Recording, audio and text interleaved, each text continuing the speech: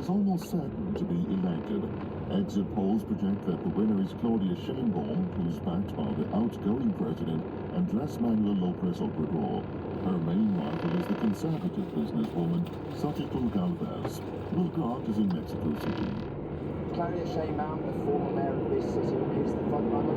She's always had a healthy lead in the polls leading up to voting day. And when I spoke to her on the campaign trail, it was clear that she was very confident of victory. She is offering the electorate a sort of extension of President López Obrador, as he backs his opponents say he's an autocrat, that it's mere populism, and that she is going to be merely a puppet of him and not her own woman.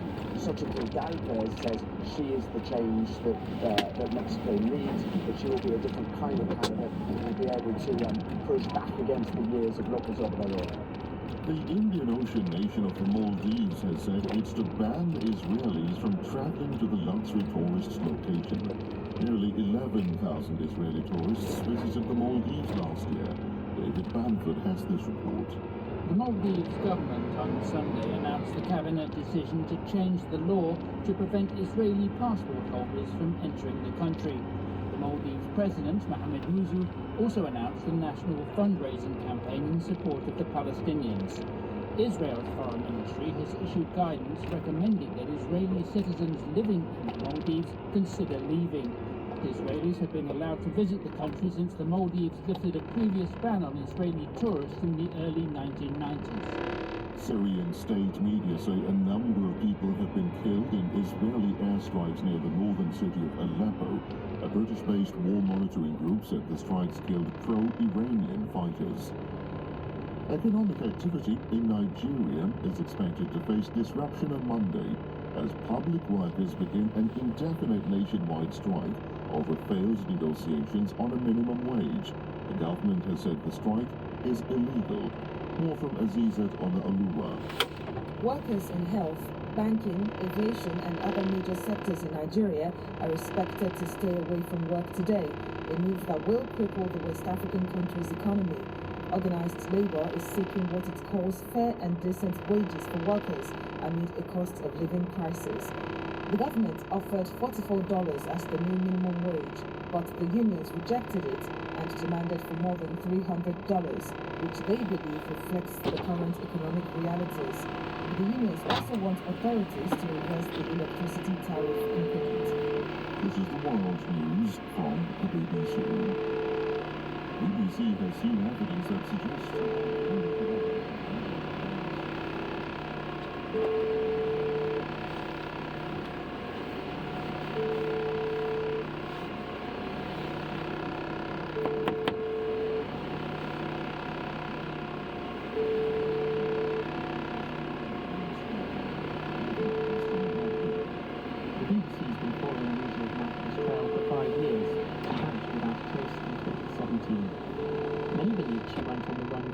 authorities who were investigating the elaborate and convincing Ponzi scheme she set up, OneCoin.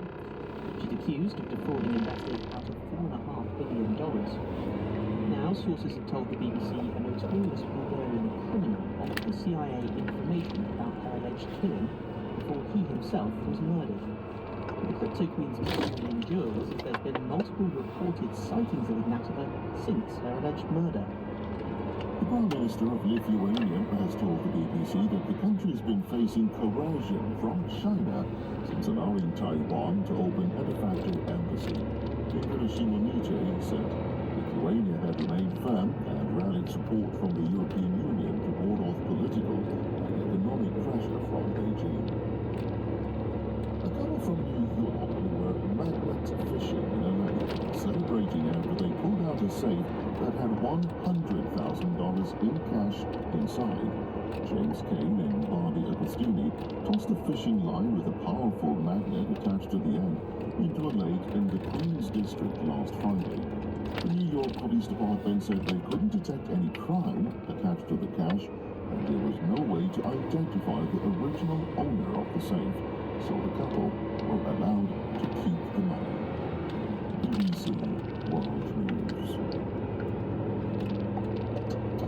The big citizens legal facing the world.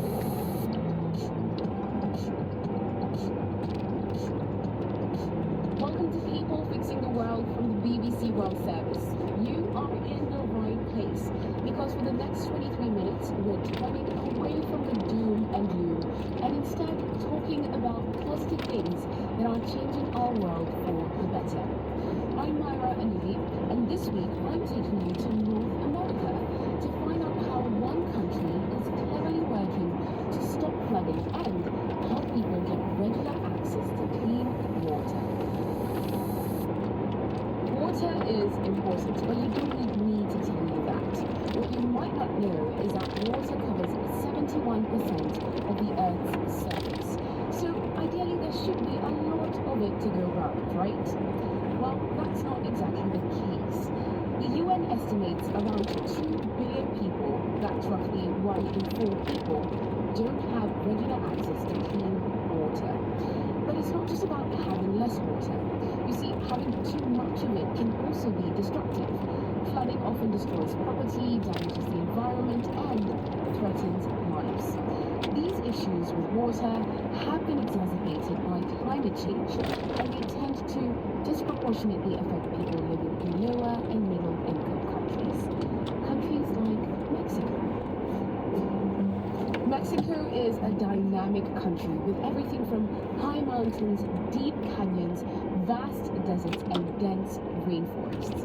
But the country has a paradoxical problem. It has too much water when it rains, but not enough clean water for people to use. And that's where our solutions today come in.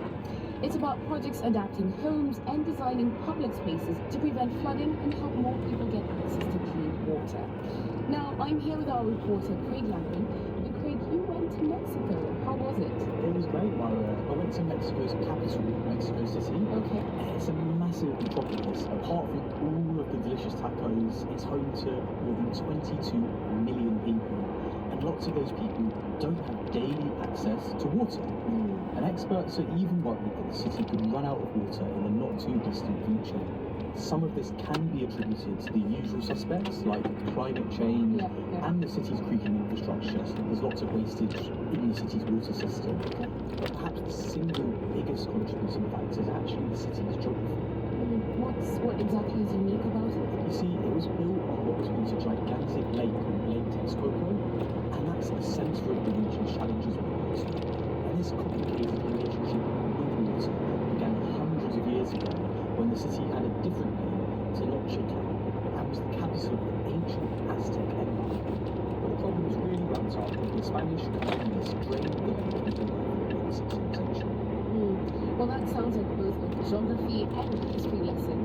But the main thing here, just to simplify, is that poor infrastructure and now climate change are contributing to Mexico's water problem. However, let's change the flow of this discussion into the solutions. Tell me, what solutions have they found? All of our solutions today are designing infrastructure that uses the city's abundant natural resources. Whilst I was in Mexico City, I met architect and urban designer Loretta Castro Segura came up with a solution which aims to both prevent flooding and stop the water from running. We are standing in Atlalocan. Atlalocan is a sanctuary for Tlaloc, who is the deity of water for the Mesoamerican cultures. And it's quite an important place. Loretta's brought me to a shrine high up on a hill above Mexico City, where the ancient Aztec people come to pray for rain. From here, we can see right across the city. What is important to understand is that what we are looking at right now is a lake without water. Right here, all of this should be a It lake. should be a lake. The ground is a ground of a lake. It was a 2,500 square kilometer lake that today has been drained and it has given space for this enormous megalopolis with 22 million inhabitants. As I stood at the city, I can imagine what it must have looked like here 5 or even 600 years ago, with the lake below surrounded by rugged mountains. The mountains are like the largest water cisterns of the planet. So when we cover the mountains with construction, we don't permit water to filter.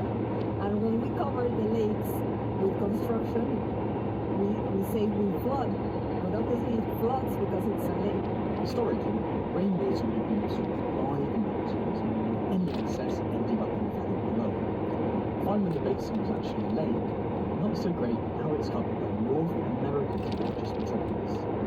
And as the cities expanded to cover the mountains, flooding has become an increasingly big issue, as all the concrete prevents the water from being absorbed as nature intended. And this is where Loretta's solution comes in. It's all about helping the producers to do their job and absorb the water before it floods the city streets and people's homes. We travelled to a nearby park to take a look. I can see in front of me that there's a little grassy area where people can run or play sports, and then behind that there are these massive concrete steps. Each of these steps is about 3 feet tall, so they're quite hard to climb up if you didn't have those ramp points out across. Yeah, you need to have the ramps in order to access them.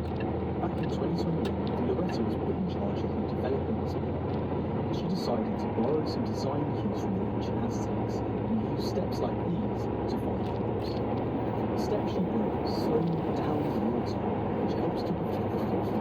And these terraces are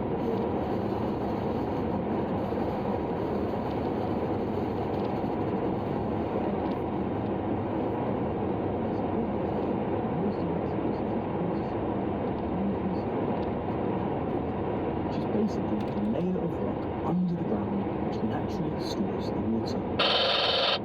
When rainwater is absorbed by the mountain, it seeps back down into the aquifer.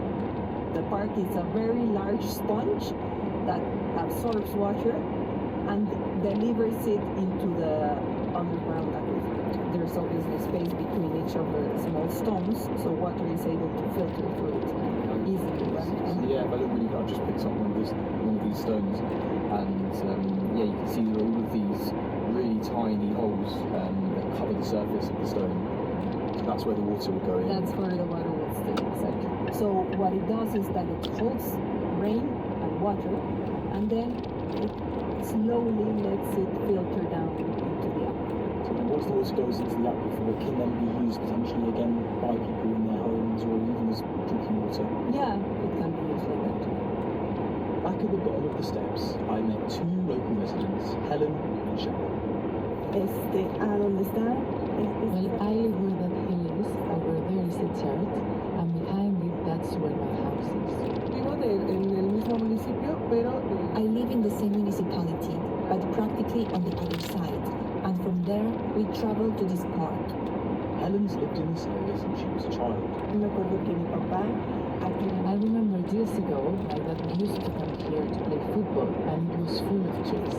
But then after that, it became a dump as they neglected it. en el año 2021 fue cuando se There was a flood in this area, and 3 or 4 colonies near the park suffered flooding in their homes. Some lost their furniture, some pets also died. aparte de todas las pérdidas materiales tanto Besides all the material losses, both of vehicles, homes, people's belongings, 2 people died. But they both seem happy with how things have changed since Loretta's terraces were built back in 2021. bueno, con la primera etapa pues el agua Here in the park, the floods have increased. It's cleaner and the water flows. So Craig, Loretta has created a bit of a sponge park that's able to absorb water and therefore reduce flooding. And we've looked at something similar on this program before actually, something that's happening in Singapore. And for anyone who wants to listen to that, all you need to do is search for Sponge Cities That Fight Flooding, wherever you get your podcasts. But back to today's solution, Craig. How much of the water is going back into Mexico City's underground water reserves? Loretta claims they're putting 75 million litres of water in every year, and that's roughly equivalent to 30 Olympic-sized swimming pools. That's a big number. And sometimes, Craig, big numbers don't mean much. So how much of that is actually making a difference? It's hard to say, so nobody really even knows how much water is left in the aquifer, although most experts do think it's probably close to depletion. It's also worth pointing out that this is just one small project, and Loretta's redesigned a few other public spaces across the city, including a town square in a nearby suburb, using similar principles to the ones we heard about in the park. And she also told me that crucially, the government finally started paying attention. if I go back to when we started working in these type of projects 14 years ago, authorities wouldn't even listen, and they thought we were like crazy people thinking about very hippie strategies. But things have changed, and now they're listening. I really like that. Hippie strategies fixing the world.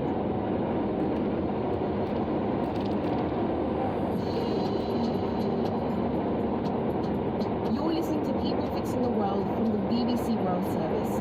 Today we're finding out about projects that are helping people in Mexico deal with water problems. Now, we just heard about a sponge park that's reducing flooding and replenishing the city's depleted water reserves. But Craig, another problem is that a lot of the city's water simply isn't clean enough for people to use. Yeah, so another thing Loretta and I spoke about is how there's this whole network of architects, designers, scientists really coming together to try to solve this problem. And that's something I noticed whilst I was there too. I like that. It sounds like all hands on deck. So, what kind of solutions have they come up with? It's interesting, Myra. Most of the solutions I came across are about harnessing the region's natural resources. And the next project's a natural way to purify dirty water so it can be reused. I met the man behind it, Alejandro Alva, for a ride in Italy. We're high above the houses, heading for the suburb of Cuauhtémoc, which clings to one of the mountains that are in Mexico City. Now you can show the So it's just to our left. What's past the tree is going to be now it's built.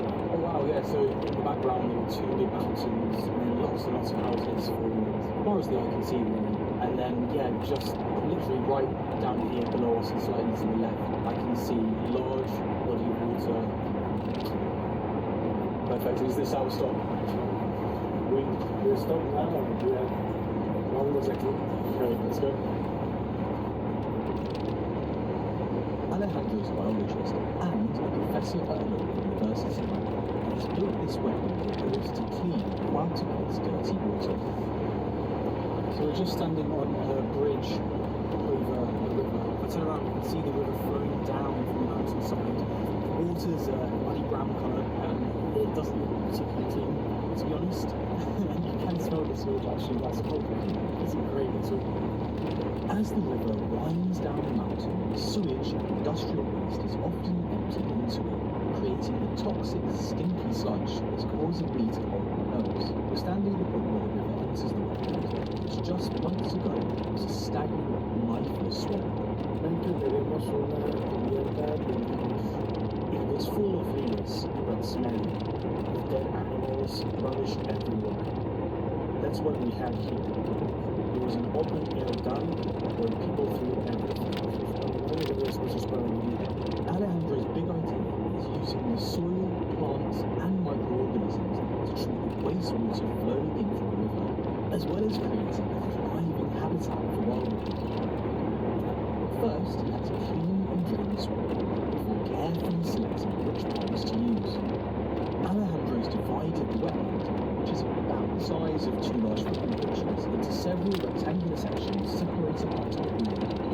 There are 15 or 20 man-made beds which each look like a flower bed, and in each of those beds you can see different rocks and plant. Tenemos aquí los filtros.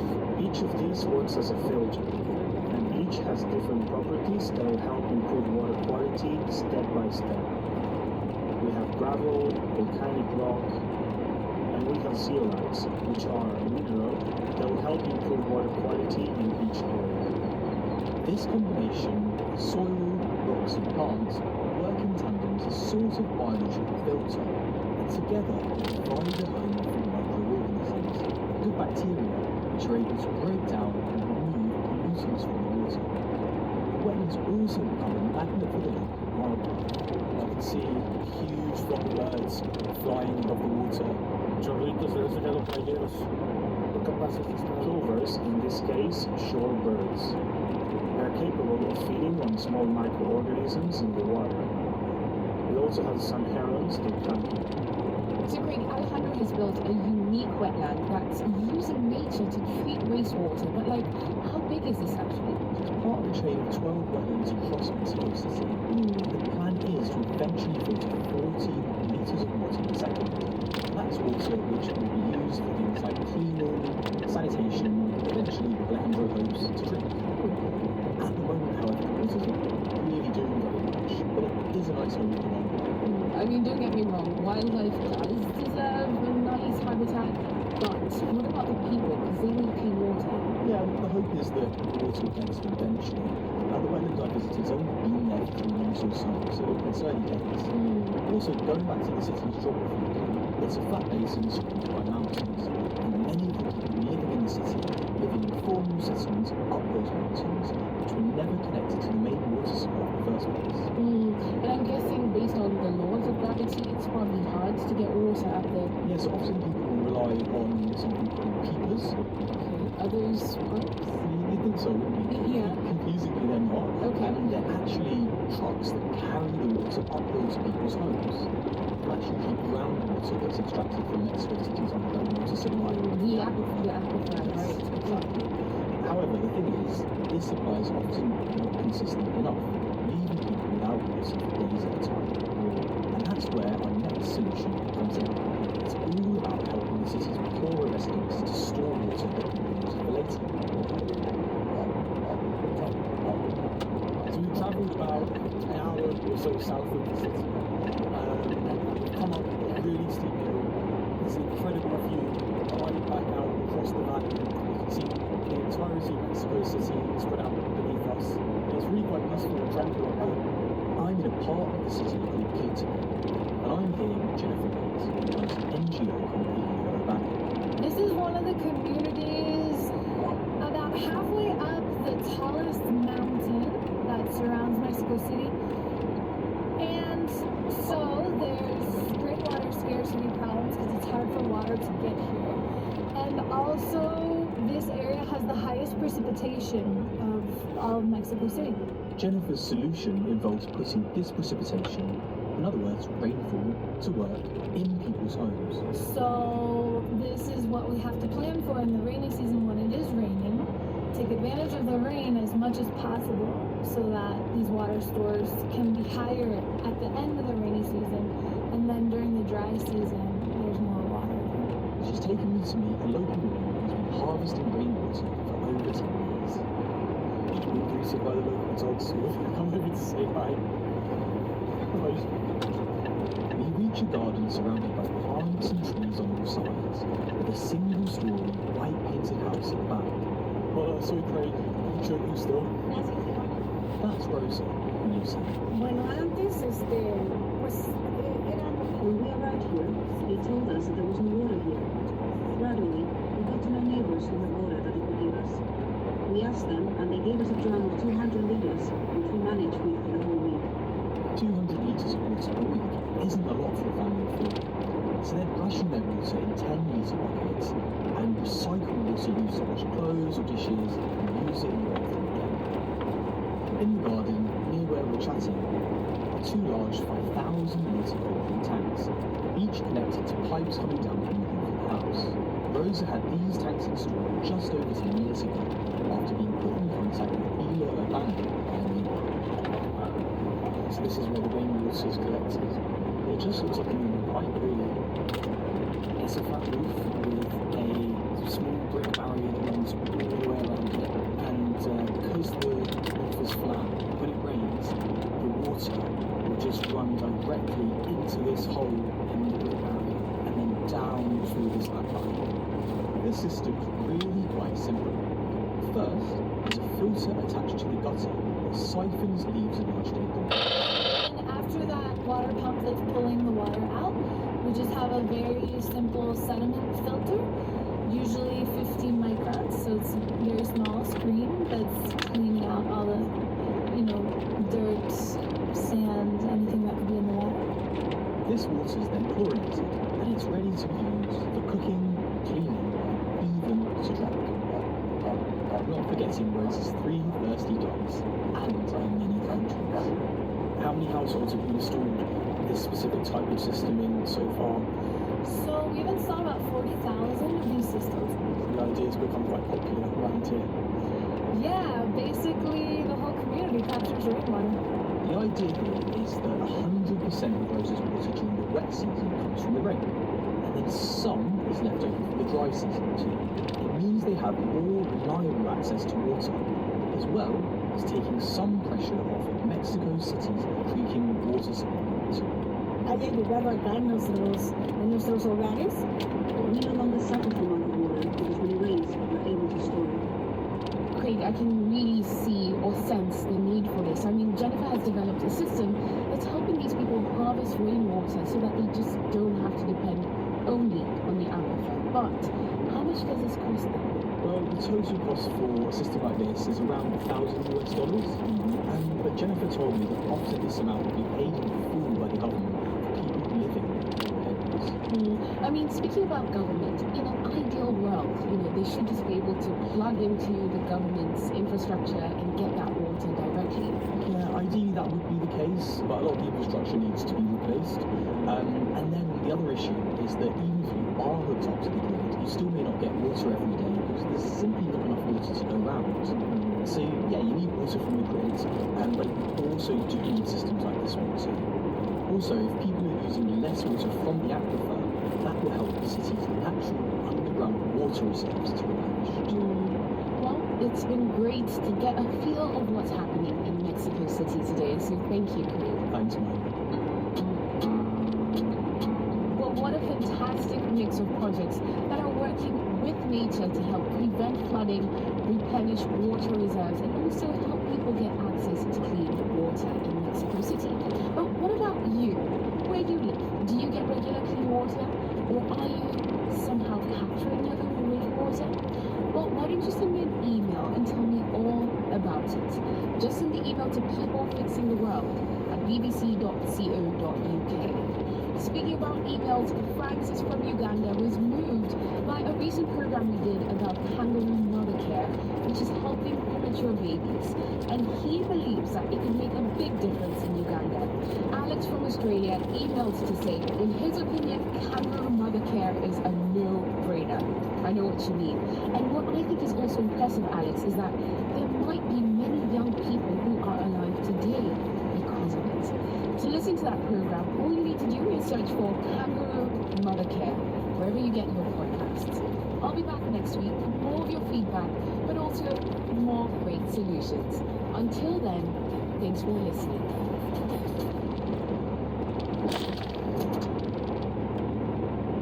This is the BBC World Service, where Heart and Soul explores stories of faith and spirituality.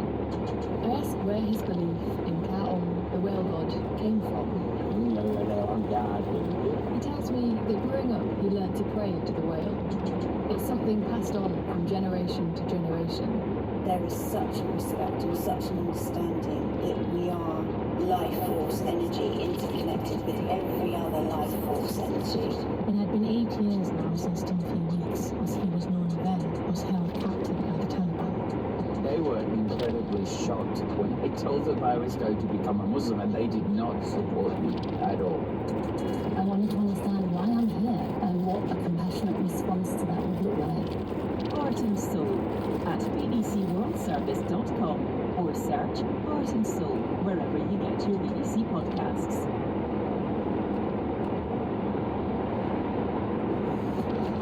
Next on the BBC World Service, a YouTube video with millions of plays looks into a very dark side of K-pop. Two friends stranded in the desert, saved by a can of Spam. Plus, the shoes you really wanted as a kid, but didn't always get. I listened to the stories you chose with your clicks and plays. That's with me, Anna Doble, in the Pick of the World after the news. BBC News with Neil News. Votes are being counted in Mexico, where the first ever female president is almost certain to be elected. Exit polls project the winner is the former mayor of Mexico City, Claudia Sheinbaum. Her main rival is the conservative businesswoman, Xochitl Gálvez. The Maldives has said it'll ban Israelis from traveling to the luxury tourist destination. Its president, Mohamed Muiz, also announced a national fundraising campaign in support of the Palestinians. Syrian state media say a number of people have been killed in Israeli airstrikes near the northern city of Aleppo, and British said the strikes killed pro-Iranian fighters. The BBC has seen evidence that suggests a Bulgarian woman who went on the run 7 years ago, accused of cryptocurrency fraud, may have been murdered. Lucia Ignatova allegedly persuaded millions of people to invest in the bogus OneCoin scheme.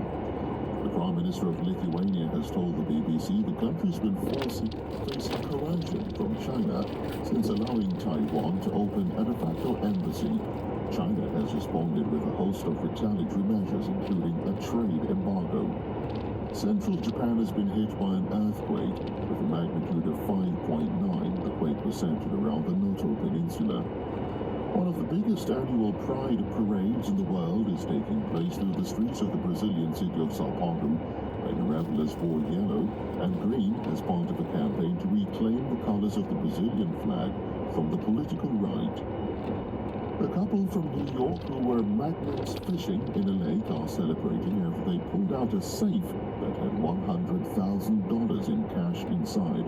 Police said there was no way to identify the original owner, so the couple can keep the money. BBC News.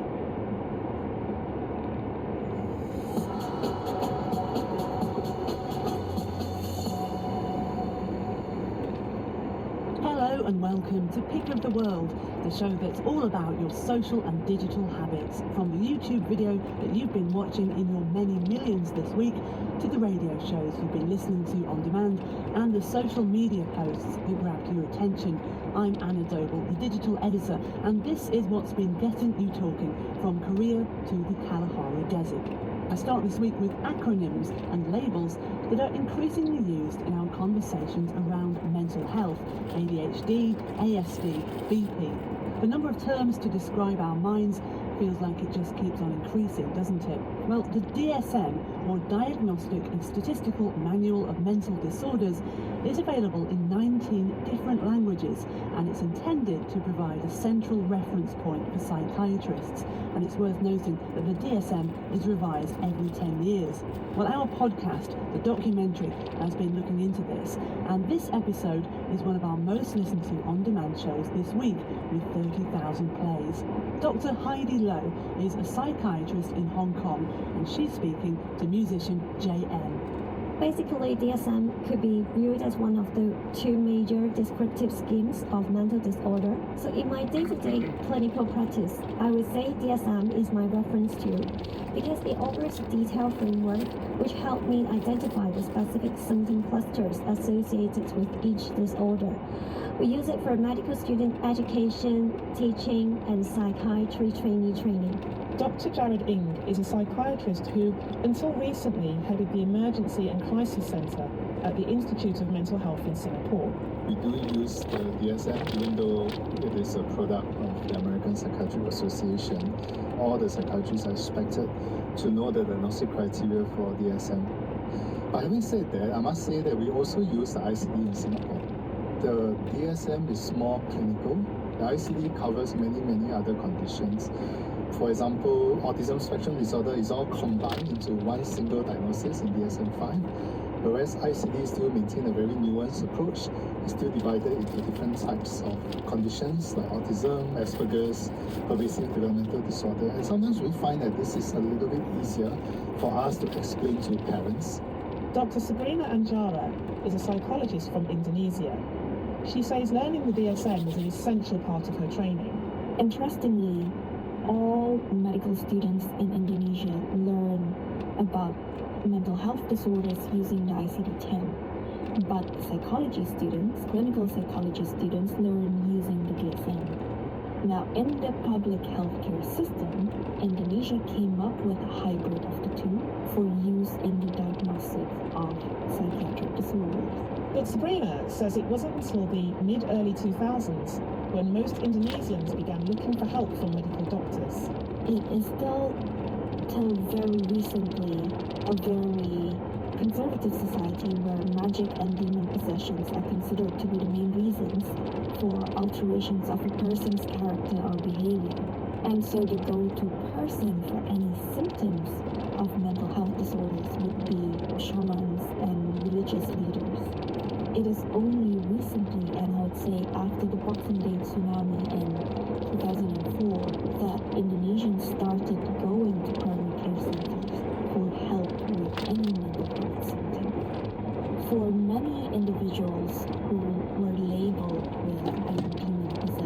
they are actually finding a diagnostic label to be validation of their experience, and to a certain extent, it gives them hope that they too can recover like other people with physical health problems.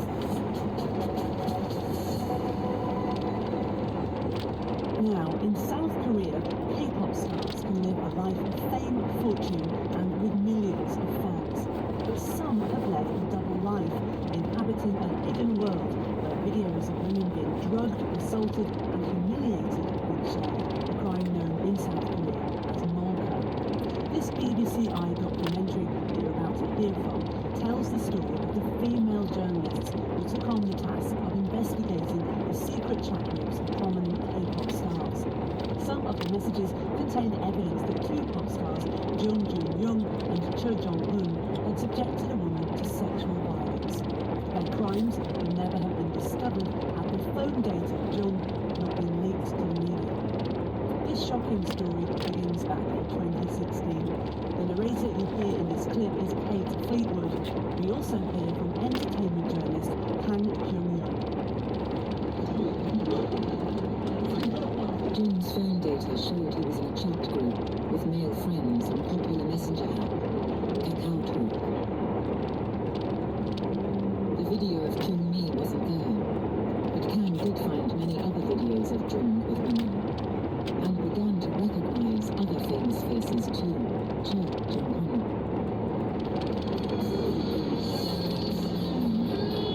Cho Jong-un had the K-pop rock band FT Island. He played lead guitar and was given center stage in their stadium concerts.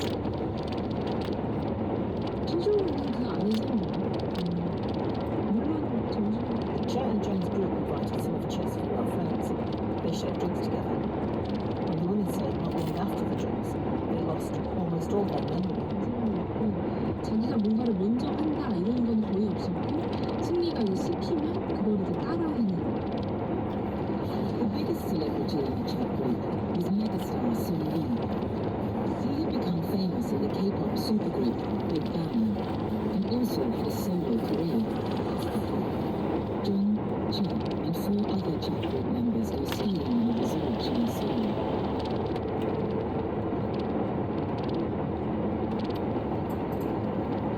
It's in KakaoTalk messages from this trip that Kang sees evidence of serious sexual assault. At 8 p.m., a friend of Sung Lee uploads a video to the chat group to share with Sung Lee, who was not on the trip.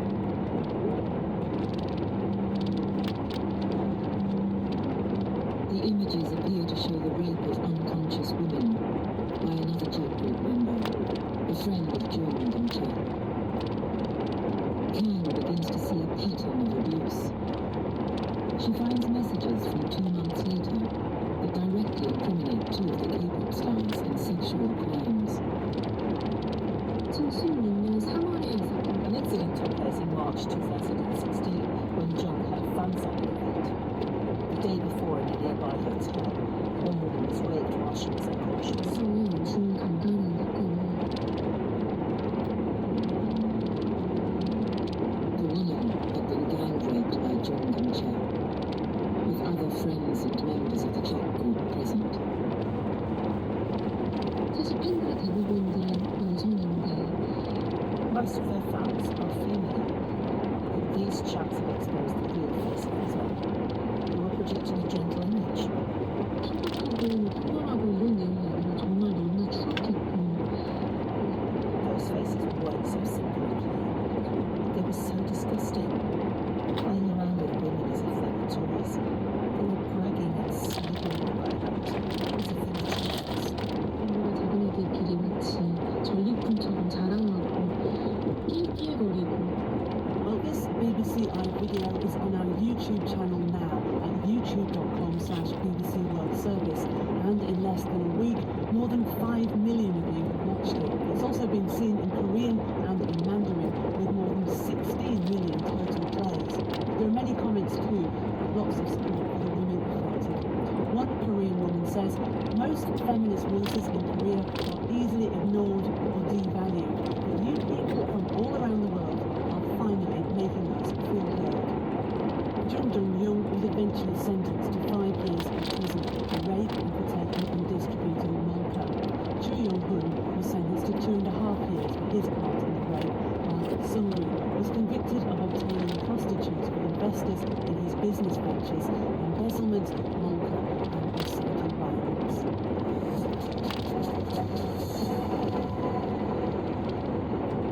Right then, as you probably know, I absolutely love our Witness History Show, and I also love shoes. Well, I used to have a bit of a trainer thing, or you might say a sneaker habit. Don't worry, it's now all under control. Well, the Witness team have done just a really great thing, a special week of programs all about footwear, including one of Brazil's most famous and lucrative exports, the Havaiana flip-flop by Pantera. Right now, they're produced by a company named Alpargatas. In this clip, Johnny Ayanson speaks to former employee and co-author of a book about the company, Sergio Sanchez. The rubber flip-flops are being produced in the same factory for at least 30 years, only in Brazil.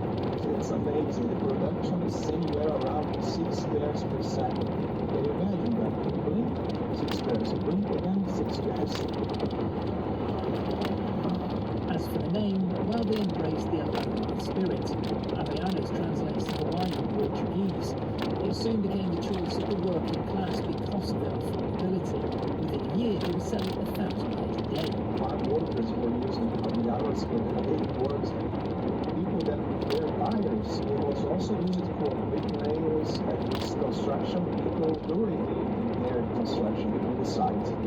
As the popularity increased, so did copycat brands. To combat this, they started to harness the power of celebrity, using the star power of Chica Alicia.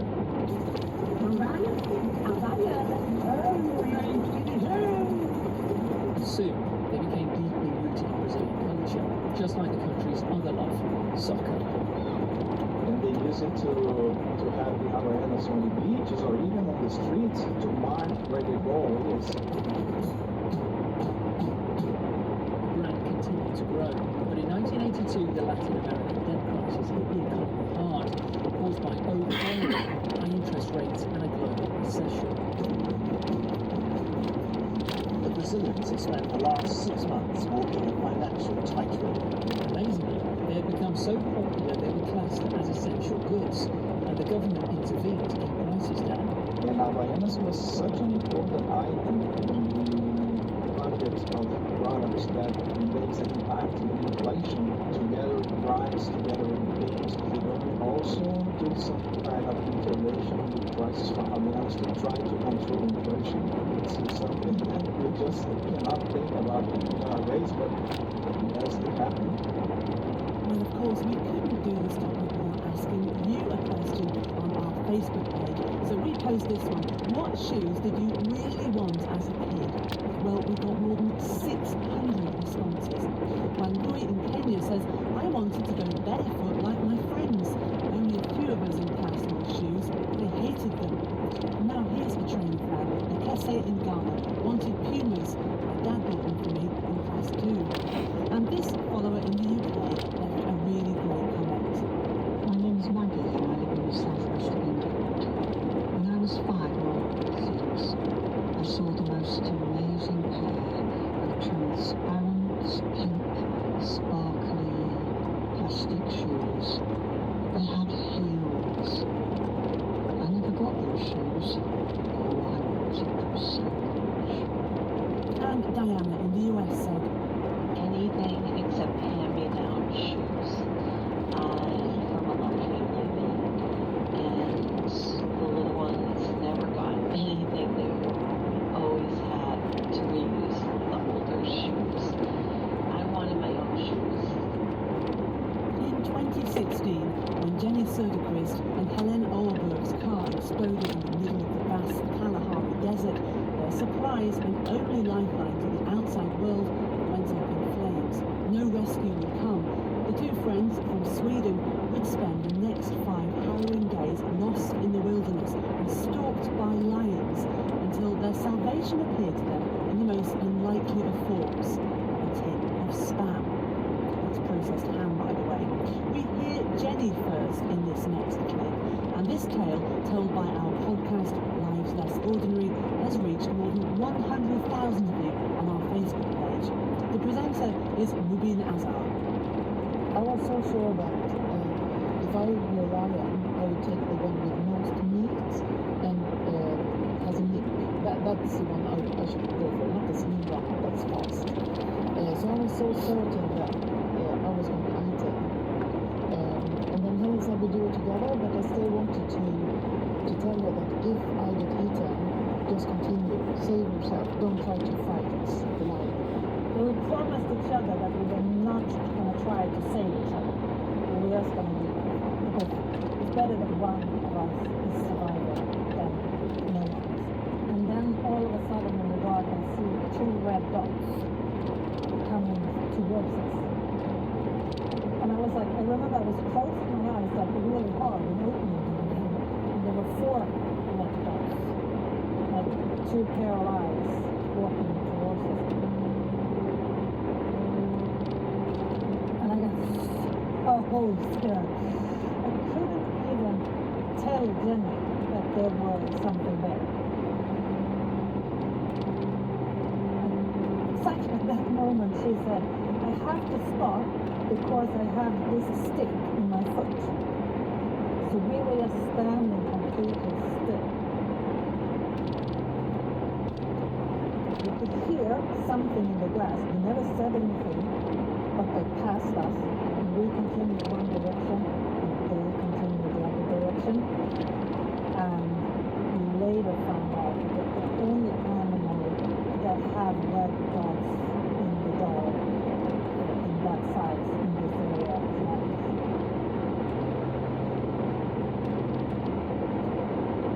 To survive, they had to keep moving. To keep the fear at bay while the predators that began to make noise. First we tried to sing, but it's too difficult to walk and sing at the same time. So then we started to scream out the alphabet, the numbers. We did a German grammar. Just we did an We came into some kind of rhythm. One of us would play, and the other was just go, yay, ho, yay, ho. In a loop. Yeah, for hours. We also made some of the football chant. We're not really interactive to them or anything, but we did scream the hey, yeah, hey, yeah, oh, hey, yeah, oh, oh, oh. You can get involved yourself if you find one of our stories interesting. Find us at BBC World Service on Instagram, YouTube, Facebook or X. And do sign up to our weekly BBC World Service newsletter. It will help you stay up to date on all our new podcasts and programmes. You can find details of how to subscribe, and it's free on our website at bbcworldservice.com. Thank you for listening, and thank you for all your comments this week. The presenter was me, Anna Dogle, and the producer was Cecil Wright.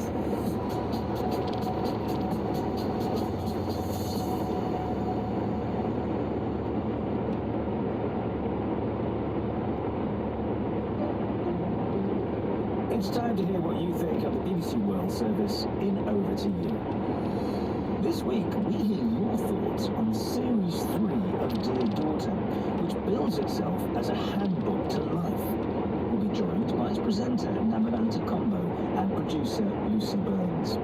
Plus, a listener in the US feels the World Service's reporting of the UK's general election is proving to be too England-centric.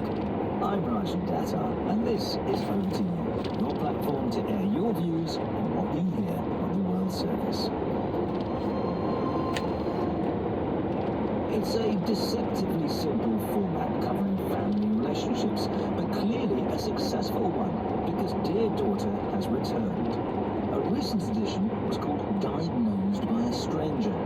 Comedian Ria Lina finds out that she's autistic. One day after a show, actually, this man came up to me and he started talking to me as if I knew I was autistic. And I stopped him and I said, whoa, hello, sorry, what's going on? And he said, oh, I'm sorry, you're so obviously autistic. I thought you knew. I'm really sorry. Judy Schaefer, Washington, US. I'm sorry to say that I find the concept sappy. In my view, it perpetuates the myth that once a woman has given birth, she becomes that loving, nurturing, all-wise mother of legend. When in this is evidently not the case. Why not also have letters from mothers and fathers to sons? This would at least have some validity.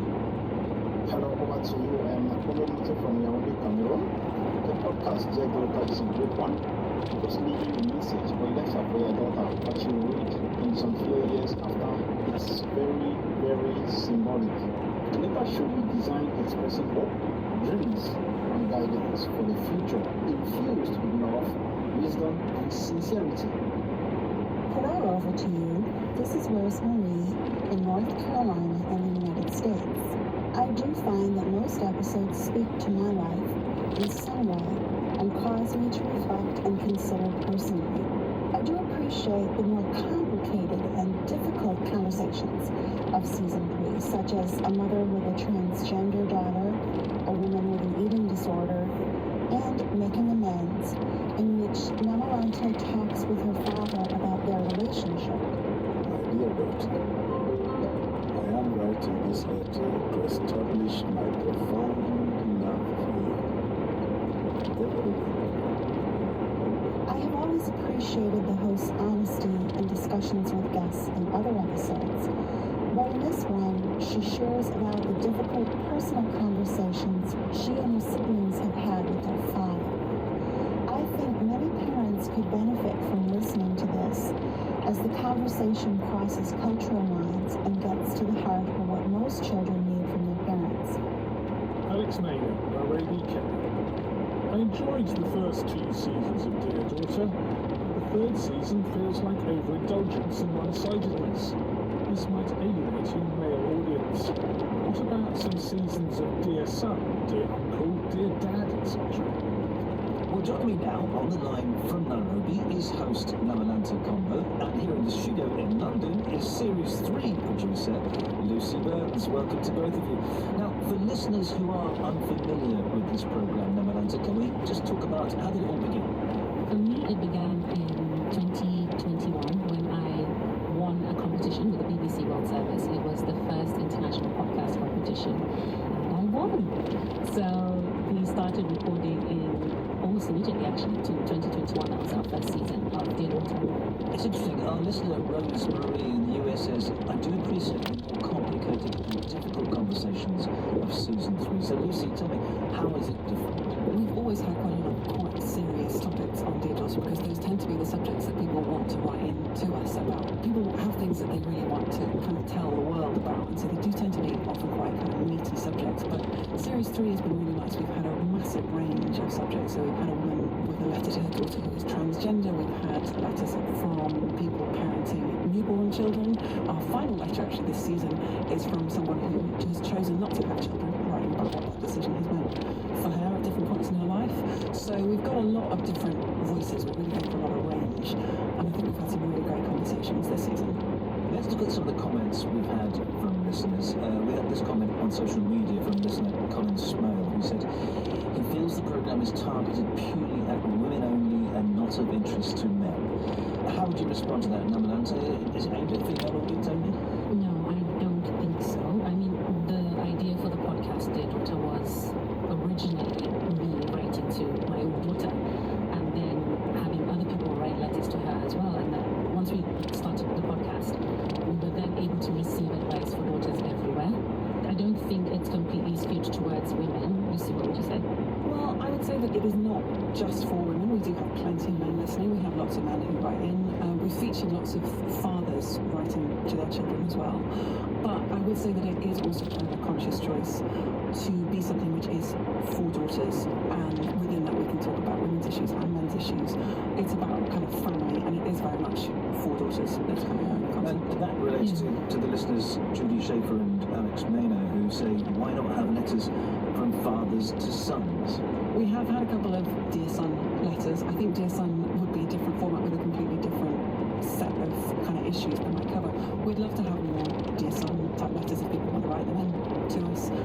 We also think it would be great to have a Dear Son podcast. I think that would also be really interesting. Thankfully, I was able to have my own dad who wrote a letter to me coming onto the podcast, which was a beautiful episode talking about his parenting with me and my siblings and how I received that parenting. So we sort of made amends, but we come on and we talk a bit more about it. So we have definitely had two fathers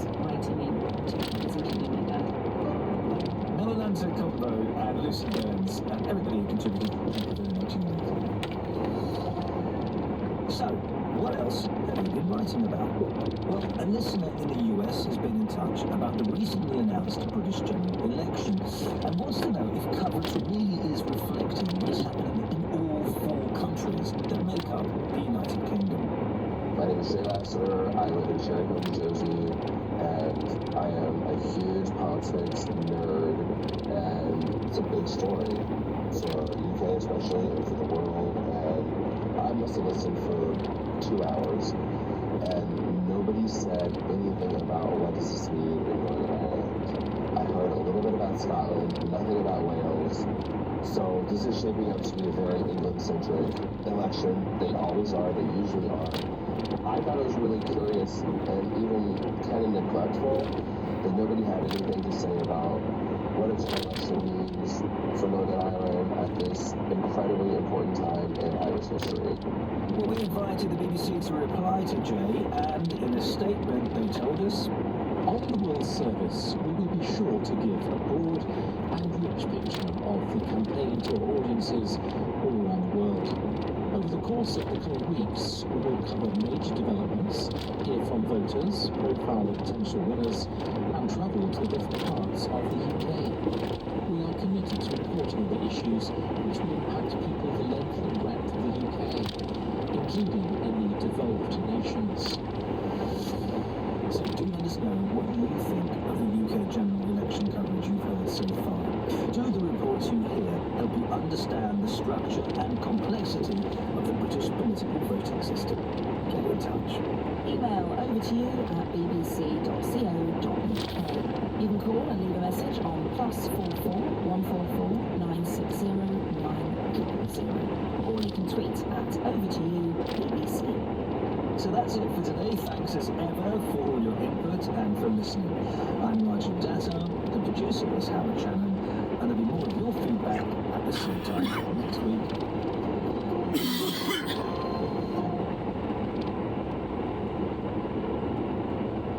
This is the BBC World Service with a winning story for the International Radio Playwriting Competition.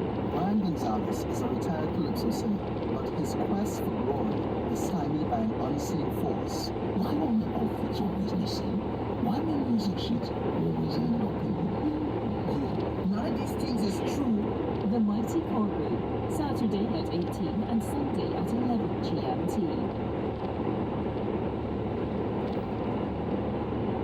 In half an hour, The Conversation. 2 women from Kenya and Pakistan speak about their quest to make a safer online world, why digital rights matter, how the lack of them results in the abuse and oppression of women, and their tips on how to stay safe mentally and physically when interacting online. This is the BBC World Service, the world's radio station.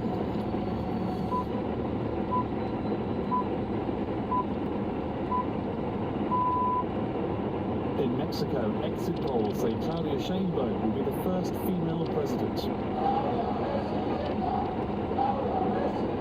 This is Antrim Peach in London. Also in the newsroom in South Africa, the ANC loses its majority. The people of South Africa expect their leaders to work together to find common ground. New evidence suggesting the woman known as the missing crypto queen may have been murdered. She's dead, I have to believe. It's somebody close to her who knew how to access her funds one way or another too. And if you're fishing for treasure, is $100,000 as good as it gets? Okay, I would say so. In history, actually, like with magnet fishers, cash value wise. I mean, I know over there in England, some guys have found, swords and all that. That's beautiful history, but this is just straight carrying cash value. Well, my chat with James and Barbie on the way in the newsroom. It's now 3 hours GMT. With the BBC News. Votes are being counted in Mexico, where exit polls project that Claudia Sheinbaum will be the first ever female president. Her main rival is Xochitl Galvez, who has told her supporters to wait for the official result. Both candidates have promised to improve the lives of women in a country with one of the world's highest femicide rates.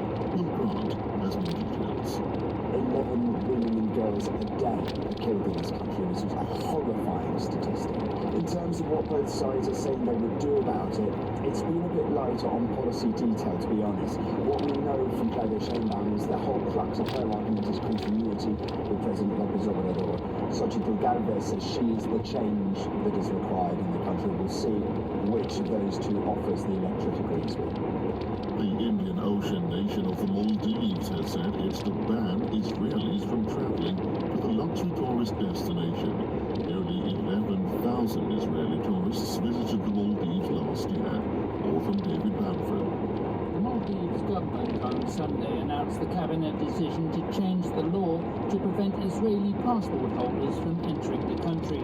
The Maldives President, Mohamed Musa, also announced a national fundraising campaign in support of the Palestinians. Israel's foreign ministry has issued guidance recommending that Israeli citizens living in the Maldives consider leaving. Israel does not have diplomatic ties with the Muslim-majority nation after they were suspended in 1974. But Israelis have been allowed to visit the country since the Maldives lifted a previous ban on Israeli tourists in the early 1990s. The BBC has seen evidence that suggests a Bulgarian-German woman who went on the run 7 years ago accused of cryptocurrency fraud may have been murdered. Russia Ignatova is on the FBI's 10 most wanted list after allegedly persuading millions of people to invest in the bogus OneCoin scheme. Rob Byrne has this report. The BBC has been following Russia Ignatova's trail for 5 years. She vanished without a trace in 2017. Many believe she went on the run from the US authorities who are investigating the elaborate and convincing Ponzi scheme she set up, OneCoin. She's accused of defrauding investors out of $4.5 billion. Now, sources have told the BBC a notorious Bulgarian criminal offered the CIA information about her alleged killing before he himself was murdered. The crypto queen's mystery endures as there's been multiple reported sightings of Ignatova since her alleged murder. President Volodymyr Zelensky of Ukraine is in the Philippines where he's taking part in a ceremony to open his country's embassy. He's also having talks with President Ferdinand Marcos. BBC News. Syrian state media say a number of people have been killed in Israeli airstrikes near the northern city of Aleppo. A British-based war monitoring group said the strikes killed pro-Iranian fighters. It's the second reported attack by Israeli fighter jets on Syria in less than a week. Economic activity in Nigeria is expected to face disruption on Monday as public workers begin an indefinite nationwide strike over failed negotiations on a minimum wage. The government has said the strike is illegal. Azizat Olaoluwa has this report. Workers in health, banking, aviation and other major sectors in Nigeria are expected to stay away from work today, a move that will cripple the West African country's economy. Organized labor is seeking what it calls fair and decent wages for workers amid a cost of living crisis. The government offered $44 as the new minimum wage, but the unions rejected it and demanded for more than $300, which they believe reflects the current economic realities. Central Japan has been hit by a powerful earthquake with a magnitude of 5.9. The quake produced strong tremors over a wide area and a smaller second quake, but there was no tsunami warning. It was centered around the Noto Peninsula. A couple from New York who were magnets fishing in a lake are celebrating after they pulled out a safe that had $100,000 in cash inside. James Kane and Bobby Agostini tossed a fishing line with a magnet attached to the end of it into a lake in the Queens district last Friday. The couple found waterlogged bundles of $100 bills. The New York Police Department said they couldn't detect any crime attached to the cash and didn't know who owned the safe, so the couple could keep the money. BBC World News. And this is Andrew Peach on the BBC World Service. Good to have you with us in the newsroom. We're going to start in Mexico, where the exit polls are predicting that Claudia Sheinbaum will become the country's first female president and the ruling Morena Party. But happy to announce that to their supporters.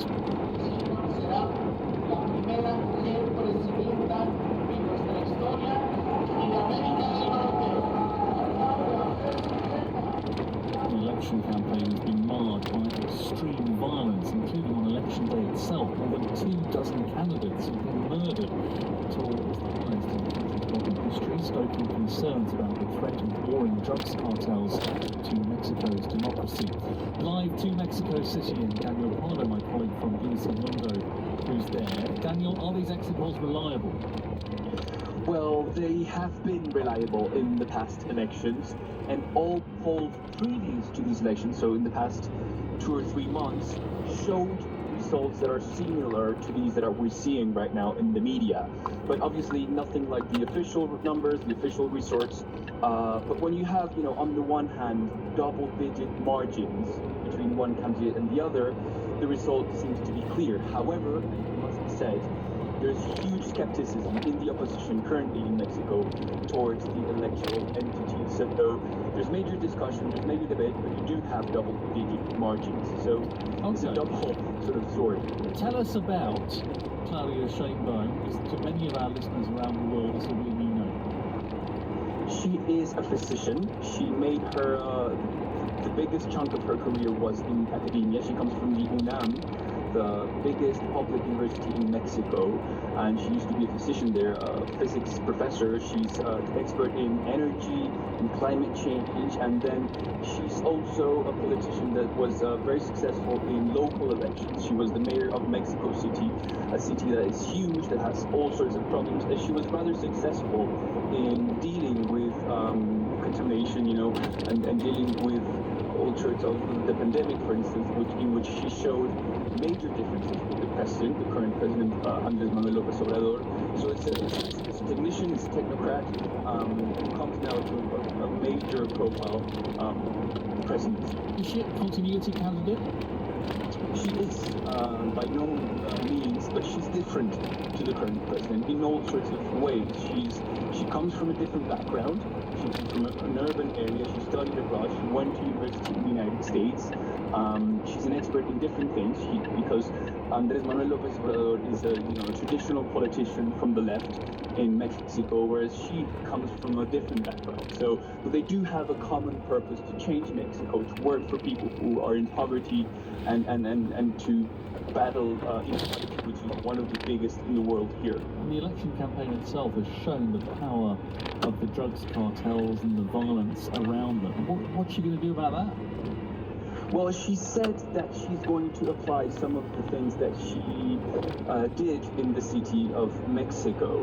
Basically, when she was mayor of the city, she implemented policies regarding data, security, sort of intelligence, and it was quite successful. Homicides and assaults reduced here in the city, but obviously the case in the country, it's very different. Not only because of the power of these organized crimes, but also because this is a very fragmented territory which has different problems in different regions. So it's going to be very difficult to sort of tackle the whole thing with just intelligence-based policies. It's going to be a different sort of problem for her, but she said she's going to apply for successful policies from Mexico City in the country. Daniel, thank you. Daniel Pardo of BBC Mundo, from Mexico City, where celebrations are underway. South Africa's election result has proved a chastening experience for the African National Congress, a party long accustomed to being in power. It's the first time since the end of the apartheid in 1994 that the ANC has now lost its parliamentary majority, although I should say it's still by far the biggest party. If they want to carry on in government, they have to form a coalition with other politicians and share power now. Let's go to Johannesburg and our correspondent there, Barbara Petasher. Distinguished guests, ladies and gentlemen, good evening and welcome to the ceremony to announce the results of the 2024 national and provincial elections.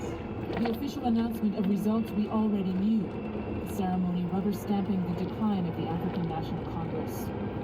President Cyril Ramaphosa said the people had spoken, but he made a broader call for political parties to find common ground in response, apparently preparing the ground for coalition talks.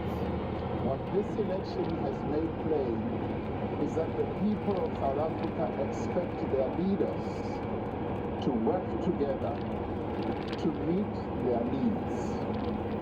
They expect the parties for which they have voted to find common ground, to overcome their differences, to act and work together for the good of everyone. That is what the people of South Africa have said. Earlier, the ANC met its disastrous election performance head-on, the outcome of voter anger over economic failures and corruption scandals. The Secretary-General, Fikile Mbalula, said the party was not down and out, but there was nothing to celebrate. The results sent a clear message to the ANC. We wish to assure the people of South Africa that we have heard their concerns, their frustrations, and the election results show that we need to intensify and accelerate the fundamental renewal of our movement. The clock on coalition talks starts now. Not easy, because the weakened ANC will most likely have to share power with a major political rival. But which one? Are you able to say how coalition talks are going? No, I don't guess what happened tonight. It doesn't work that way. This ANC official refused to drop any hints when I doorstepped him in the election results center. And they sent you here. Yes. So isn't that way happened? That you do No, I jump into every opportunity. That's what I do. What we know is that the talks will be fraught with consequence because the major parties have different visions for the country. The election is over, but South Africans are still waiting to see how it impacts their nation.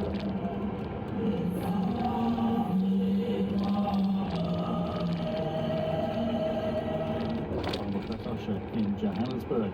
Pressure is growing on Israel and Hamas to agree to a Gaza ceasefire proposal, which President Biden outlined at the White House on Friday. Washington says it expects Israel to agree, but two far-right ministers in Israel's cabinet have said they're going to leave if any deal is struck before Hamas has been destroyed. So this leaves the Prime Minister Benjamin Netanyahu with a decision to make, a decision that could lead to him losing his premiership. It's our international editor, Jeremy Bowen. Joe Biden's already decided it is time for a ceasefire. It's hurting him electorally back home, facing an election this year. And I think he's saying to them, he said in his speech, he said, look, Hamas can't do another October the 7th. This is now the time to end it. And he made a point of saying this is an Israeli deal. But those two gentlemen, Messrs. Smotrich and Ben-Gvir, have come out and said that they will not support this and they will withdraw support from the government if it goes ahead. And that means that there will be an election which Netanyahu is likely to lose, and that's a difficult thing for them. Now, why is this going on? It's partly, I think, because of Netanyahu's style, his governing style. He tends to juggle things, he tends to play off friends, enemies, allies against each other, and he doesn't like to make hard decisions. But now he's being forced to make this decision because Joe Biden is saying this is an Israeli offer, and if Hamas accepts it, it's got to go ahead. Now, he's quite good, Netanyahu, at resisting pressure from the hostage families. There have been big demonstrations over the weekend in Israel saying that they want a deal now. But he has not been good at resisting pressure from those right wingers, those extreme nationalists who support his government, who have said that if you agree to this kind of thing, you will be out, and that's something. This is the BBC World Service with Andrew Peach. The BBC has seen new evidence that suggests a woman who became known as the missing crypto queen may have been murdered. Ruja Ignatova is on the FBI's 10 most wanted list after persuading millions of people to invest in the bogus OneCoin scheme. An investigation by BBCI, the Panorama programme, suggests her close links to the Bulgarian mafia may be what led to her downfall. Here's Rob Byrne. 1, 2, 3. Applause, please. It's really a pleasure for me to be here 1.5 years after we launched our cryptocurrency OneCoin, and we already wrote history. For 5 years, a BBC podcast has been investigating the disappearance of the so-called crypto queen. Bulgarian fraudster Ruja Ignatova stole billions via her enormous worldwide scam, peddling the fake cryptocurrency called OneCoin. This coin is going to be #1 worldwide. We will be the biggest out there. In 2017, she went missing. Since then, victims, law enforcement and journalists have been trying to unpick clues about her possible whereabouts. Now the BBC has some new evidence. We've obtained secret Europol documents